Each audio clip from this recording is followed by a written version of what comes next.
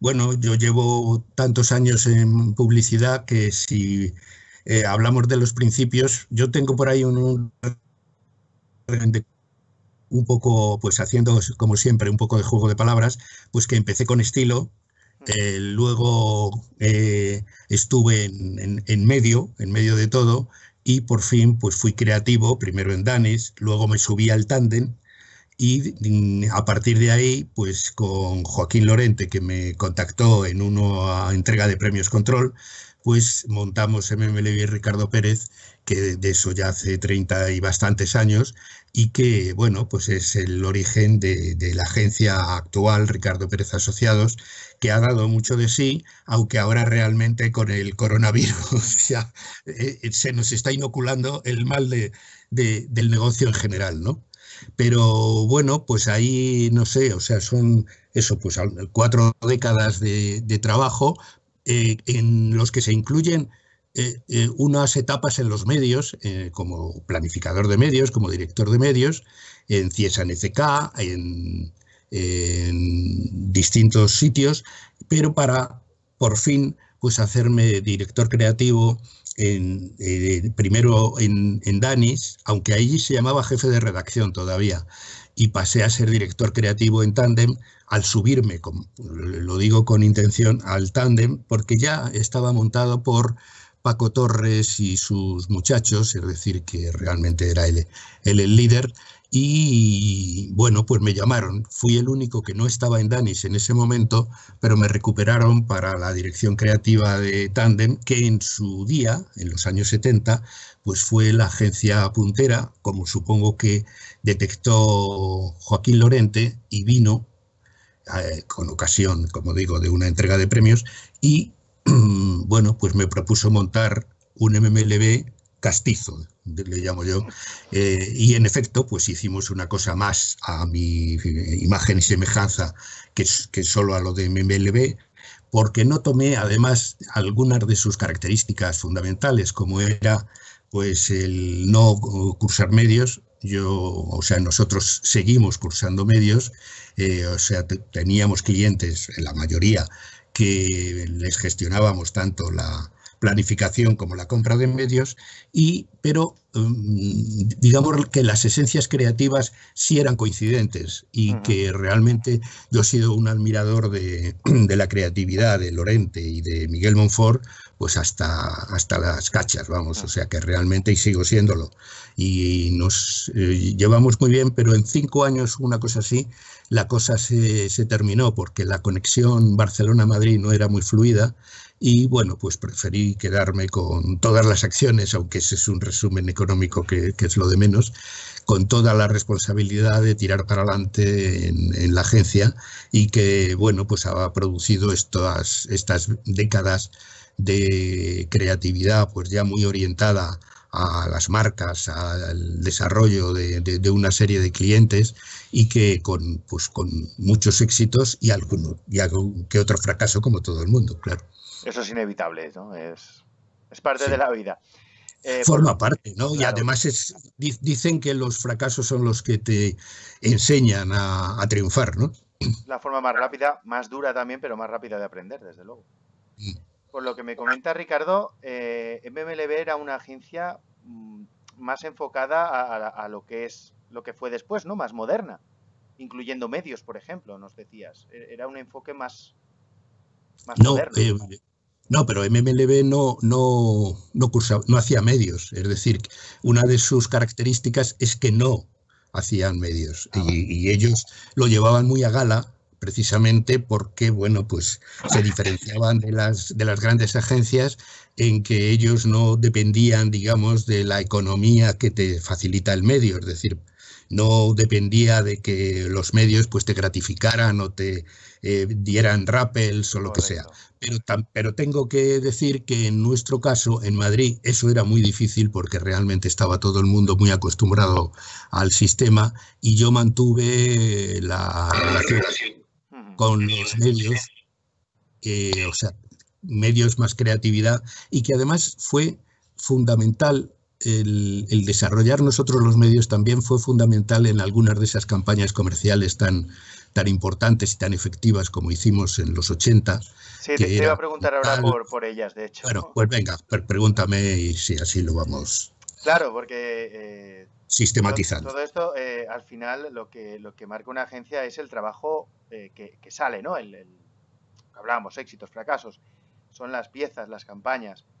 Y de campañas tuvisteis, sobre todo en los 80, principios de los 90, campañas que han pasado ya la historia de la publicidad. Sí, realmente esa fue nuestra década dorada, y realmente ahí pues sí coincidieron además una serie de campañas tan creativas como efectivas, es decir, que las dos cosas se juntaban. Muy poco de premios, o sea que eran campañas tan directas, tan comerciales, tan vendedoras, que tampoco son de las típicas que gustan en la profesión publicitaria. Hombre, en su momento también fueron reconocidas y tuvieron algún premio y tal, pero sobre todo lo que dieron como resultado pues es que algunas marcas que eran muy pequeñas, eran locales, pues se convirtieran en líderes nacionales en una temporada, como fue el caso de Calvo y de Don Simón. El caso de Calvo, está claro, es reconocido y conocido por todos los de una cierta generación para arriba, o para abajo, en este caso, y el de Don Simón es menos brillante, pero igual de efectivo. Fue una sorpresa tremenda, porque además en estos dos casos, y algún otro, como Reg Martí, el rey de las camas, pues partíamos de productos que no eran estrella, que tanto, es decir, las marcas eran muy poco conocidas, pero los productos tampoco eran la novedad, no eran ninguna cosa realmente destacable, sino que supimos, el cliente y nosotros, estoy pensando en Calvo, y el cliente también participaba mucho en la creación, en los inventos, digamos. Por ejemplo, el atún claro, pues eso existía ya, todas las marcas que lo tenían, pero nadie había caído en sacarle partido, en darle esa importancia, ser el atributo de Calvo. Entonces, nosotros conseguimos tanto la asociación Calvo Claro, que incluso cuando otras marcas decidieron también decirlo, porque dijeron, hombre, pero si nosotros teníamos el atún claro desde siempre y no lo... Venga, vamos a decirlo. Y entonces resulta que empezaron a decir Isabel Claro, y la gente decía, pero bueno, están plagiando a Calvo, o sea que no. Es decir, que el atributo ya se había comido el hecho en sí físico, pues se había transformado en atributo de marca. Claro. Y en el caso de Don Simón, bueno, eso es un caso, es que realmente ellos habían hecho una campaña del vino en Brick, que es que él tenía el producto tenía todos los inconvenientes posibles. Era un vino de Jumilla, que ahora creo que ha mejorado mucho, pero la imagen de hace 3 o 4 décadas era bastante negativa, y además, por primera vez, se anunciaba en Tetra Brick. Y entonces fueron precisamente el fabricante Tetra Pak quien les mandó a la agencia, y dijeron, bueno, un caso como este solo os puedo mandar al doctor Pérez, porque realmente ellos habían hecho ya una campaña sin ningún resultado, pero nada de nada. Habían caído en el error de basarlo precisamente en el envase. Entonces se veía a un ama de casa que disimulaba y ponía el vino en una botellita, y entonces comprobaban que estaba muy bueno y tal y cual. Nada, todo eso no funcionó, hasta que nosotros, pues nada, hicimos lo más elemental. Voy a comer con Don Simón, repetido 7 veces en cada spot. Ya sabéis que mi obsesión por repetir la marca, por que la marca sea la protagonista, pues es total. Y entonces ese es un ejemplo buenísimo, porque sin ser de la brillantez, digamos, del juego de palabras Calvo Claro, pero la mera repetición, la mera insistencia ha sido pues la clave de que ahora es una marca, García Carrión, ahora ya no llevamos nada, pero ha sido una marca que se ha convertido pues en líder de vinos y luego de muchísimos otros productos, de zumos, de casi de todo, o sea que realmente están haciendo de todo y en todos los países, es decir, que también se han extendido por todas partes, por todo el mundo, con un éxito total. El rey de las camas también, ya sabéis, Lorenzo Lamas, el rey de las camas, pero que empezamos con Fernando Rey, que eso no se recuerda por lo de Rey. Que realmente ahí partíamos del problema de pronunciar Reg, que para los no valencianos y catalanes pues es muy difícil. Complicado, es complicado y le decían de todo sus clientes, sus distribuidores. Y entonces dijimos, bueno, pues mira, vamos a simplificar y vamos a olvidarnos un poco de la letra precisa, de la G sobre todo, vamos a quitarla y vamos a decir Rey, el rey de las camas. Y por eso empezó Fernando Rey, que se asociaba muy bien, soy el rey, tal, me llamo Fernando Rey, etcétera. Bueno, no necesitaba decir me llamo Fernando Rey porque todo el mundo lo conocía en ese momento. Pero luego pues dimos ese paso más y hicimos además el toque internacional con Lorenzo Lamas, que le dio pues esa notoriedad absoluta. Lorenzo Lamas, que en aquel momento era bueno, para los más jóvenes sería pues como hoy, no sé, un cantante así muy guapete, era el actor de moda, era el... Claro, en el momento era una estrella internacional, claro. Claro, la serie Falcon Crest que se estaba exhibiendo en todo el mundo. Sí, no solo en España o no solo en Estados Unidos, es que era a nivel global. A nivel global, absolutamente. Entonces este chico, Lorenzo Lamas, pues tuvimos suerte porque podría haber costado una millonada y hacerlo imposible, pero tenía intención de venir a España a enseñarle a su novia de entonces el país y entonces pues con una cantidad económica muy escasa y con unas noches de hotel en el Ritz, pues vino encantado y estuvieron pues casi una semana, porque los llevamos además a Aranjuez, a la placita de Palomolinares, etcétera, y estuvieron, pues vamos, les hicimos el turismo y estuvieron encantados. Ahora ya no está tan encantado. Hace poco estuvo en Telecinco y ya lleva mal eso del motete del rey de las camas, entre otras cosas porque, claro, desde hace 30 años ya no cobra nada, ¿no? Bueno, pues lo lleva un poco mal, pero ahí se notó en ese programa de Telecinco, presentado por este Jesús Javier Vázquez, o como se llame,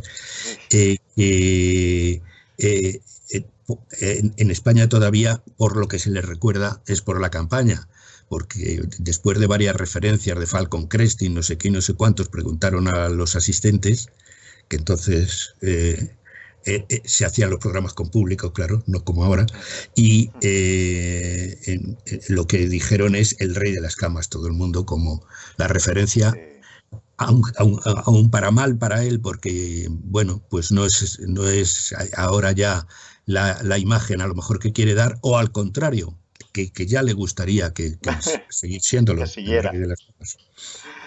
Sí, fue un anuncio para la gente más joven, fue un anuncio que pegó muchísimo, hasta el punto que estabas comentando, ¿no? Que a día de hoy, los que lo vimos, a mí me pilló muy joven, pero aún lo vi, siempre quedó como el rey de las camas. Pese a ser un actor que en su día tuvo muchísimo éxito, luego es verdad que su carrera no fue nada de bueno, pero en su momento fue... muchísimo. Pero en su momento su papel en Falcon Crest fue tremendo. Y además es de la época en la que solo había una televisión y media y lo veíamos todo el mundo. O sea, la serie Falcon Crest pues la vio todo el mundo, claro. Claro, no había mucho donde elegir y al final pues acabamos viendo eso. Claro. Y él era la estrella, evidentemente. Esto me lleva también, Ricardo, a un tema que quería preguntarte. Estamos hablando que llevas varias décadas de publicidad, habrás visto los cambios, cómo ha ido cambiando, cómo ha ido evolucionando. Y bueno, ahora vivimos un momento que parece que va a ser otra evolución. Es decir, estamos viviendo la evolución a digital desde hace ya algunos añitos, pero la evolución que va a haber a partir de ahora, ¿no? Entonces, ¿cómo has visto tú esa evolución desde dentro? Lo primero que me gustaría así comentar, ¿no? Es, a lo largo de estas décadas, 70, 80, 90, etcétera, ¿cómo se ha vivido desde dentro esta transformación, ¿no? Esta evolución, podríamos decir? ¿Cómo ha evolucionado la publicidad? Bueno, yo voy a ser uno de los pocos que en este momento todavía defienda a los medios de comunicación clásicos. No en exclusiva, por supuesto, pero en colaboración, compartiendo el papel de comunicación con Internet. Es decir, que yo creo que además precisamente este confinamiento en el que estamos todavía, pues lo que ha evidenciado es que hay dos pesos muy grandes. Uno es los medios tecnológicos, evidentemente, eso ya es imparable y cada vez más. No se demuestra con el trabajo vía internet, etcétera. Todo eso pues está decantando hacia la importancia de ese medio. Pero yo una cosa que defiendo es que no hay que olvidarse tampoco de los otros medios, por lo menos de televisión y radio. Podríamos conceder que realmente la prensa se está quedando en muy poco.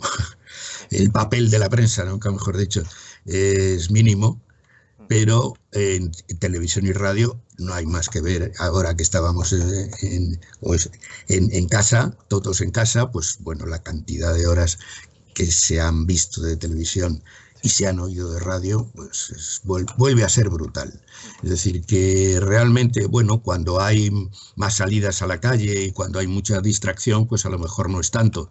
Pero en cuanto propicias la situación, tanto la televisión como la radio siguen teniendo un papel preponderante y que además es un poco el que marca la pauta, ¿no? Porque es el que se ve masivamente, el que ve toda la familia, para reducirlo, digamos, a los núcleos familiares de cada cual, lo ve toda la familia y luego ya, pues sí, cada miembro de la familia pues tiene unas vías, unas redes que se desarrolla y relaciona con los demás, etcétera, etcétera. Pero la televisión en particular es la que, bueno, a partir de la cual se centra el sentido de las marcas. Es decir, que yo creo que la marca se tiene que hacer todavía también digo, no solo, pero también en televisión.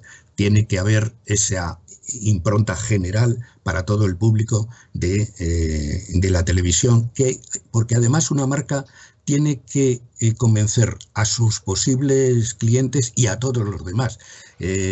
Hay publicitarios de prestigio, por ejemplo, en Inglaterra o eso, que lo dicen, ¿no? Yo para vender un coche, y el que lo decía estaba hablando nada menos que de Rolls, pero bueno, nosotros podemos hablar de BMW o algo así, pues además de los que me pueden comprar, necesito que todos los demás que ven pasar el coche lo admiren. Entonces es muy importante que siga habiendo unas campañas generales, unas campañas que vea todo el mundo, que te lleven la imagen de una marca, te la eleven y la sitúen entre las prioridades del público en general, aunque luego solo unos pocos o unos muchos puedan comprar y estén interesados en el producto.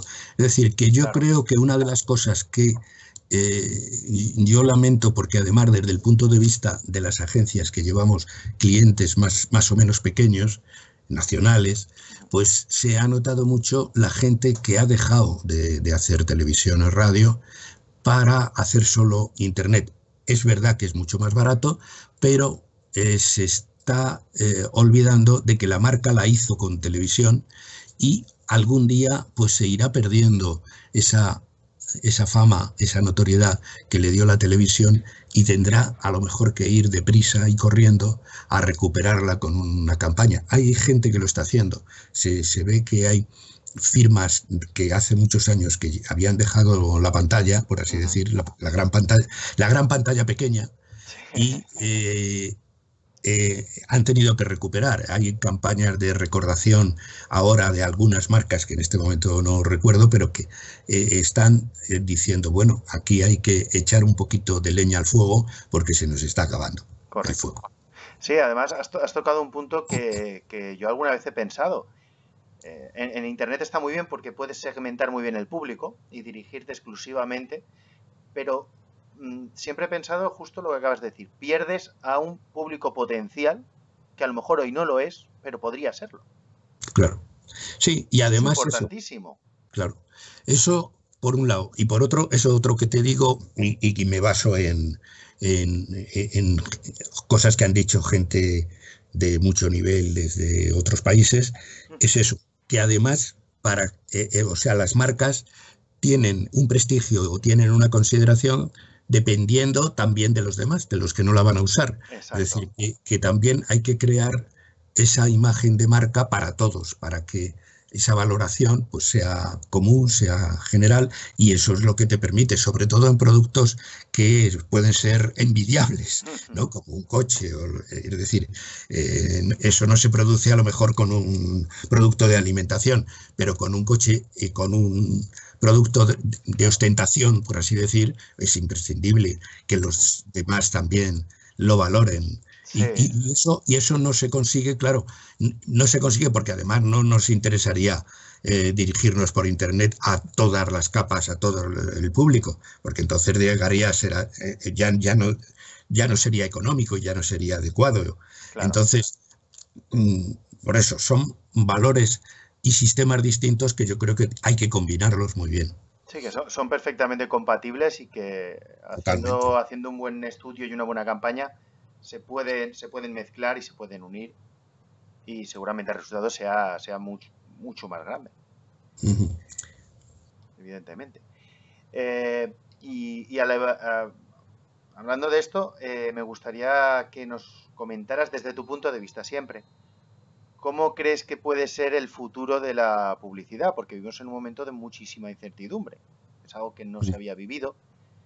Entonces, ¿cómo crees que podría evolucionar esto? Bueno, yo creo que estamos un poco en el vértice ahora que se habla de estas cosas con motivo de los problemas sanitarios tan tremendos que tenemos. Yo creo que estamos en el vértice de una transformación que ya se le ven las formas. Y es un poco lo que digo. Yo creo que sí que estamos llegando al máximo de utilización de Internet, de las redes, etcétera. Y lo único que yo creo que hay que hacer es no dejarse caer por la pendiente. Entonces yo creo que el futuro de la publicidad pues tiene que recuperar algunos valores básicos. Nosotros, tanto en la escuela de publicidad, Copy School, como en mis libros, etcétera, ponemos el énfasis bastante en que hay algunos valores, algunos procedimientos publicitarios que no hay que olvidar. Es decir, que por mucho que luego te vayas a expresar pues por sistemas, es decir, de valoración, por datos, etcétera, pero tiene que haber una esencia que hay que mantener, que es, bueno, pues crear un concepto de campaña, que por eso cuando nosotros en clases o en libros, pues yo cuento que siempre hay que escribir, aunque no vayas a hacer la campaña con palabras, hay que describir esas imágenes. Es decir, que hay que escribir y describir la campaña. Cuando tienes una cosa negro sobre blanco que realmente puedes llevar adelante, tanto en los medios clásicos como en los medios, las nuevas tecnologías, pues es cuando realmente estás construyendo marca, estás haciendo marca.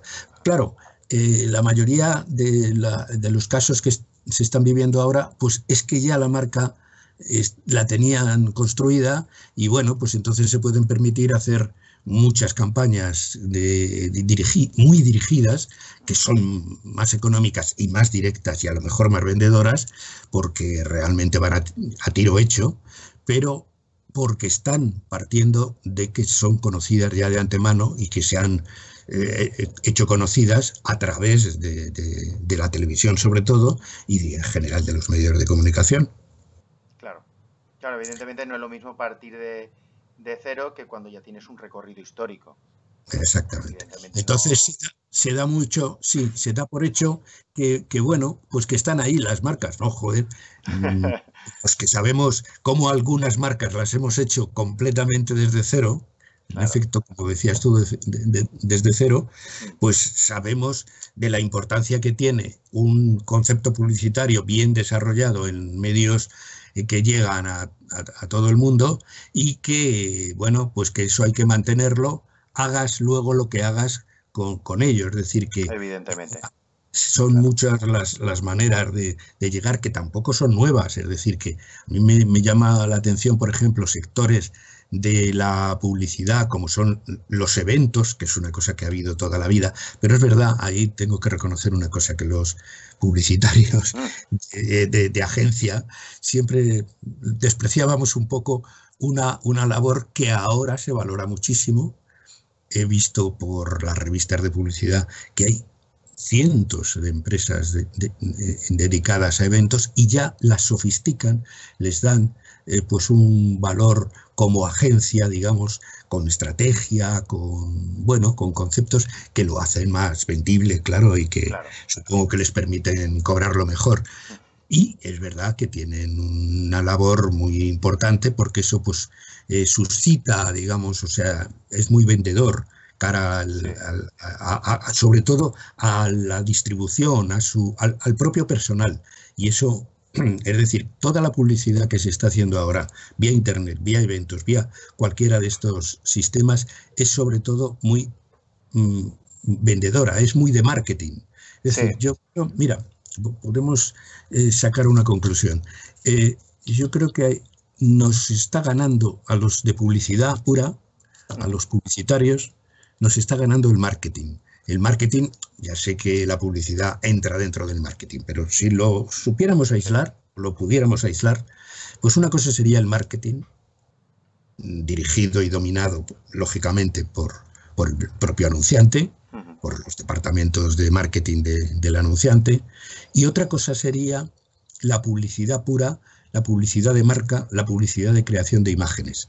Entonces, hoy en día está ganando el marketing, es decir, muchas empresas se lo están haciendo ellos solitos porque, bueno, pues realmente lo que están haciendo es, como decíamos antes, tirando de la imagen de marca, pero haciendo acciones comerciales. Es decir, que toda la vida se ha hecho publicidad directa, se han hecho eventos, se han hecho comunicaciones pues al personal o a la distribución, etcétera, etcétera, pero ahora eso es lo que domina, es a lo que se está dirigiendo la mayoría de las inversiones. Y sin embargo, bueno, pues yo creo que se está dejando de valorar la creatividad y por tanto la publicidad, que es lo mismo. Yo cuando oigo eso de la agencia creativa, o como eso es que, bueno, es lo mismo. La agencia lleva consigo el adjetivo creativo o no es nada. Es decir, claro, estamos partiendo de que ya las agencias de medios se llaman así, agencias, y que cada vez le van robando un poquito más de espacio a la agencia propiamente dicha, a la agencia creativa, como ellos dicen, para hacerse el hueco como agencia de medios, o incluso han dado el paso a ser consultora, o las consultoras se las han comprado, o lo que sea.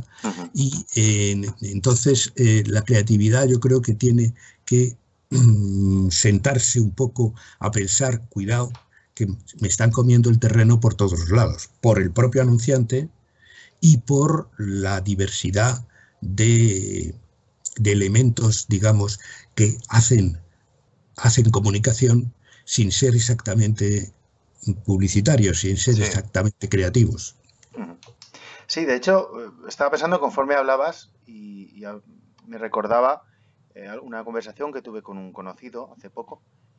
Y teníamos un pequeño debate, y es de la misma manera que la gente ahora parece que se ha puesto de moda el volver a las cámaras de fotografía con su carrete y su revelado, o el vinilo, ¿no? Evolucionamos del vinilo al CD, del CD al MP3, ahora parece que el vinilo vuelve a estar de moda. Nos preguntábamos si justamente lo que has dicho, que el marketing parece que gana terreno, parece que la parte racional gana la parte más creativa, emocional, por así decirlo. Si puede que también esto vuelva un poco a los orígenes, a esa creatividad, darle más relevancia a la creatividad. Pues todavía no está pasando, yo creo. O sea, todavía estamos en la otra fase, creo, en la de que los marketingianos nos han ganado por completo y ya tienen además ellos la sartén por el mango, en el sentido de que dirigen su creatividad, vamos, su comunicación, dirigen la comunicación con distintas empresas. Entonces son ellos los que tienen las riendas de cada uno de los elementos, de cada uno de los apartados de la comunicación.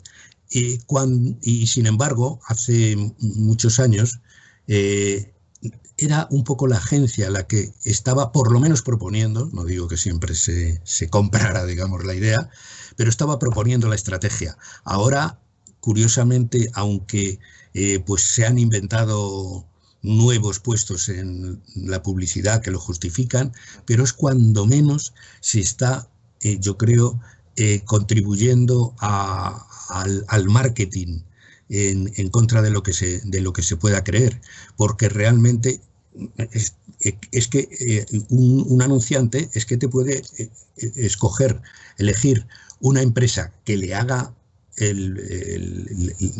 todo el trabajo de marca, una brand tal, y puede luego pedir una campaña de publicidad, puede luego pedir una planificación de medios, puede por otro lado pedir publicidad digital en otra empresa distinta, y todo eso lo está manejando desde su propio departamento, desde su propia dirección de marketing. Correcto. Y desde su dirección general, etcétera.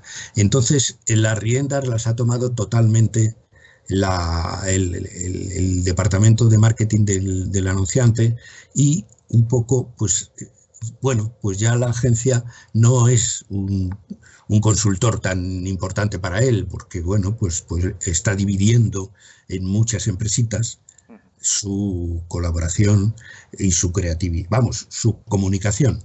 Claro, claro. Y, bueno, antes comentabas, ¿no? Hablabas de la Copy School. Y claro, te lo tengo que preguntar, desde Copy School, ¿cómo os enfrentáis a todo esto? Porque, claro, hablamos que está evolucionando hacia un lado, pero vosotros seguís apostando por la creatividad. Sí, ahí está, o sea, bueno, sí, en algún sentido incluso a lo mejor hasta somos demasiado ilusos en el sentido de mantener la importancia del copy. Somos soñadores, yo me apunto a eso también. Sí, nos gusta soñar con creatividad. Eso es. Sí, sí. Lo que pasa es eso, que yo creo que está en la esencia de nuestro trabajo, y que todo lo que podamos recuperar de eso, pues mucho mejor. Es decir, que realmente si intentamos volver a tener, digamos, pues la importancia de la palabra, yo, claro, soy muy defensor de la palabra, que incluso pues cuando se habla de eso, de que la imagen vale más que 1000 palabras, pues yo tengo mi contestación, vamos, la tuve hace años con un anuncio de la SER en que decía que una imagen cuesta más que 1000 palabras. Para decir pues que bueno, que una producción entonces era de televisión, no de otros medios. Cuesta mucho dinero, cuesta mucho tiempo decidirla, etcétera, etcétera, mientras que una cuña de radio se hace de hoy para mañana, o de la mañana a la tarde, y que, bueno, es más económica en todos los sentidos. Y yo decía ahí eso de una imagen cuesta más que 1000 palabras, no es que valga, o sí, vamos, yo no entraba en la valoración de ese refrán, que luego cuando yo no lo contesto, cuando yo no voy en contra, hay algunos que dicen, no, es que no es verdad, es que, pues yo no lo sé si es verdad o no es verdad, pero bueno, pues que se puede matizar, y que sobre todo eso, para que esa imagen luego funcione, antes hay que haber decidido qué imágenes y haber contado y escrito cómo sería esa imagen, en qué consistiría esa imagen. Se nota en algunas campañas actuales que no ha habido ese paso previo, que no hay un concepto previo, sobre todo no hay una diferenciación. Ahora es tremenda la similitud de las campañas, no te digo ya con el coronavirus, entonces ya se ha hecho ahí un modelo de spot de urgencia con montajes de lo que se pueda y material de archivo, que a todo el mundo le está saliendo el mismo anuncio. Sí. Es decir, que están haciendo lo mismo las familias maravillosas, que además como están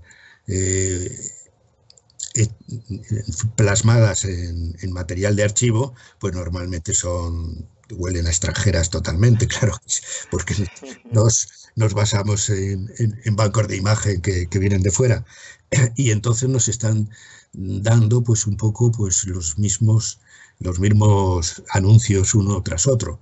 Yo comentaba en un artículo reciente que ha habido algunas campañas, como por ejemplo una de Bankinter, que me ha sorprendido porque se ha alejado de eso y con unos billetes, solo viendo el papel en los billetes, pues ha hecho un mensaje distinto. No sé si mucho mejor o mucho peor, pero distinto de esa pléyade que si ves una bobina de spots en emisión, pues realmente algunos es que son idénticos unos a los otros. Es decir, que realmente estamos perdiendo mucho esa espontaneidad, esa diferenciación.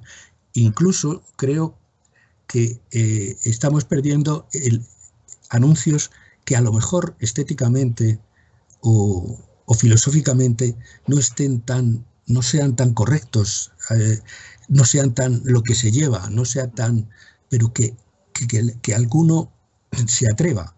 Es decir, a lo mejor algunos de nosotros, de los que hemos tenido éxitos, y como también decía fracasos, pero éxitos grandes en las décadas en que más hemos podido brillar, pues a lo mejor lo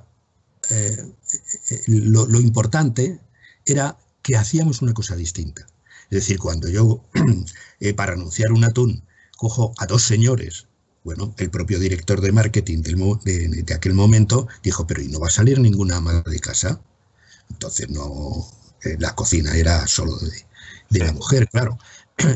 Pues no va a salir ninguna ama de casa, va a ser dos señores calvos, claro, que nos van a dar el mensaje, nos lo van a dar entero y, bueno, pues fue un éxito total. Es decir que, claro, ahora si te basas todos en datos, todos en investigación, todos en equipos creativos más o menos intercambiables, porque también se nota mucho que las agencias incluidas o básicamente las que se llevan ahora los premios, las que hacen una creatividad más destacada, más notoria y tal, pues pasado mañana ese equipo creativo está en otro sitio.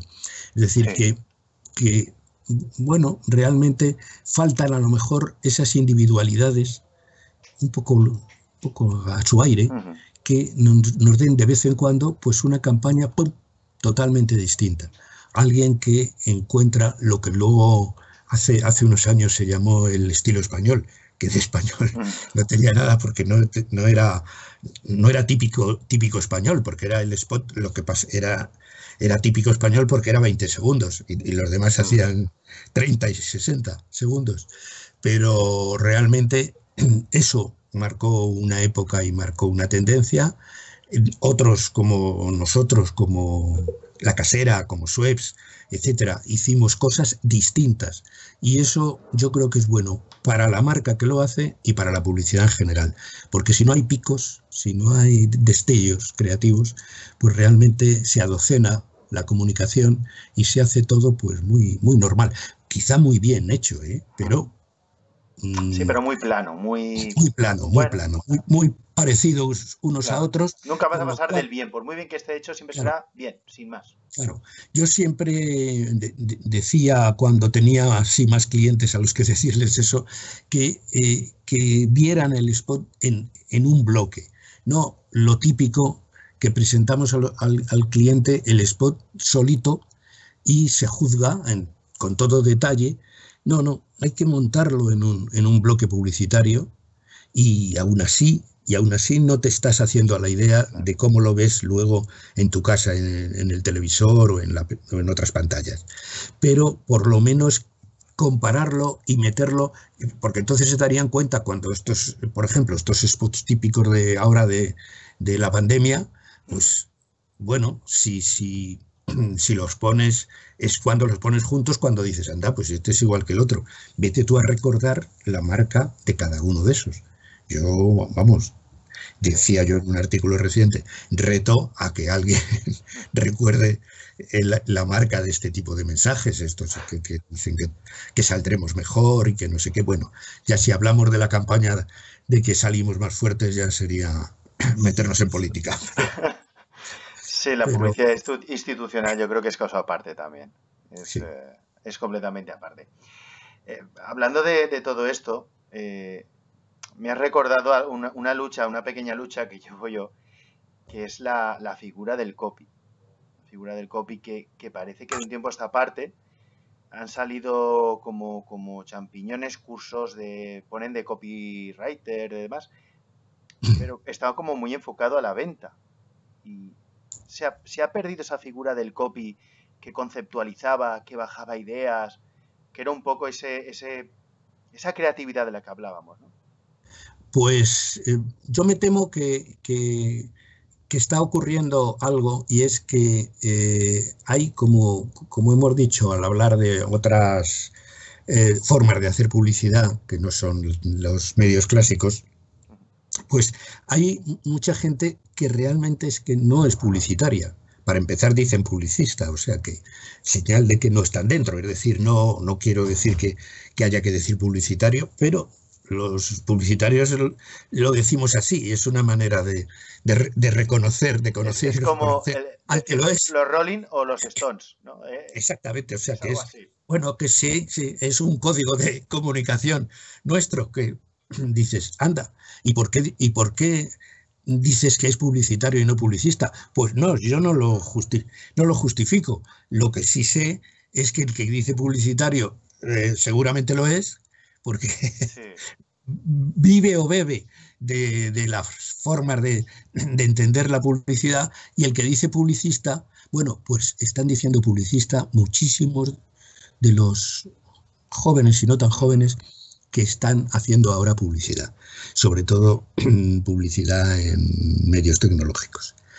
¿Y eso por qué es? Pues porque realmente, y eso lo saben pues las headhunters, por ejemplo, los directivos de las agencias basadas en desarrollos tecnológicos no son exactamente publicitarios, son, bueno, pues gente listísima, que ya quisiéramos a lo mejor los demás, y que está desarrollando una labor pues envidiable, pero no tienen ese sentido de publicitario que hemos tenido los demás, y que estoy de acuerdo contigo, yo me temo que el enfocar el copy como eso es que en lugar de copy sería redacción, que yo siempre defiendo que digamos copy aunque sea en inglés, porque es que lo de redacción ya te lo deja en eso, redactor de folletos, que es un poco, en efecto, lo que se está enseñando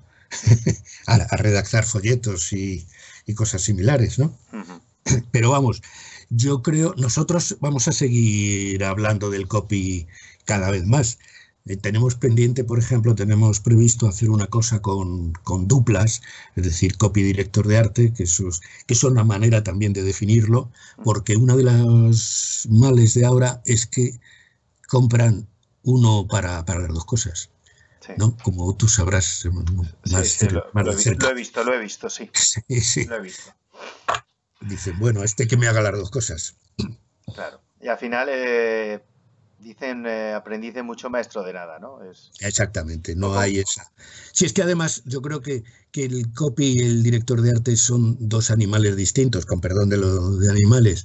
Es decir, el copy tiene unas inquietudes, no sé, es un animal, que por eso lo digo así, pues del cine, de la lectura, de no sé qué, y el director de arte es un artista, está focalizado a la imagen, a ver cosas, a estar más en el museo que en el cine o que en el libro, ¿no? O sea, que es que son dos personalidades distintas que juntas hacían o hacen, ojalá podamos decir en presente, hacen un gran papel. Es la dualidad creativa idónea, ideal. Claro, desde la Copy School apostáis por eso, evidentemente. Apostamos totalmente por eso y dentro de lo que cabe, pues lo vamos a seguir intentando, claro. ¿Tenéis alguna idea de cómo va a ser para la Copy, cómo va a ser esta nueva realidad, nueva normalidad, como quieren llamar? Pues no, estamos en la duda de si tenemos que hacer cursos online o esperar a que podamos sentar con 2 sillas de distancia a una serie y seguir haciéndolo en presencia, pero estamos en ello. Claro, o sea, no tenemos claro. Claro, hasta que no dicten las normas y tal, pues claro. Es complicado. Bueno, Ricardo, yo creo que ya... Estoy sin palabras. Escucharte es un placer enorme. Es estar viviendo la publicidad prácticamente. Pero bueno, no te quiero robar tampoco más tiempo. Te diría mil millones de gracias y me quedaría corto, de verdad. Es increíble escucharte. Me sorprende además porque creo que tenemos un pensamiento bastante similar en algunas cosas. Eso es que eres copy y eres publicitario. Sí. A mí me decía un amigo, dice, tú eres como el futbolista, ¿no? Que hay extremos que no saben ir por el centro. Dice, tú eres copy y es copy. Y no... Sí, tenemos, bueno... Y muy orgulloso también, que cuando salen las cosas bien es súper bonito. Es muy bueno. Muy chulo. Y mira, ahora me viene a la cabeza una frase que te quería haber dicho antes. Y era sobre una imagen vale más que 1000 palabras. Y a mí alguien me dijo, pero el que dijo esa frase, primero tuvo que pensarla, conceptualizarla y luego la escribió. Exactamente. Con lo cual, todo tiene que pasar, por lo menos por la conceptualización. Cualquier obra, ya sea un libro, ya sea una escultura, un cuadro, una película, todo pasa por una conceptualización. Y como has dicho, a mí me da un poquito de pena, si entre nosotros, que parece que con esto del marketing, los números, la conceptualización está como cayendo, ¿no? Sí. Decía un director creativo de una agencia de Argentina, me decía que el Big Data, los datos, están muy bien como fuente de inspiración, pero no para crear una campaña. Te puedes inspirar en ellos, pero no tomarlos al pie de la letra. Y bueno. Al pie de la letra, precisamente. Y nunca mejor dicho, ¿ves? Si es que hasta los refranes nos dicen que debemos seguir ese camino. Bueno, Ricardo, no te quiero robar más tiempo. Muchísimas gracias, de verdad. Ha sido un placer enorme. Y nada, desearos que sigáis así. Y bueno, y esperando que esta nueva normalidad nos dé aire a los que creemos en la creatividad, ¿no? Muy bien. Bueno, pues muchas gracias a ti por haberte acordado. Venga. Adiós, Ricardo. Vale. Un abrazo muy fuerte. Igualmente. Gracias. Muchas gracias.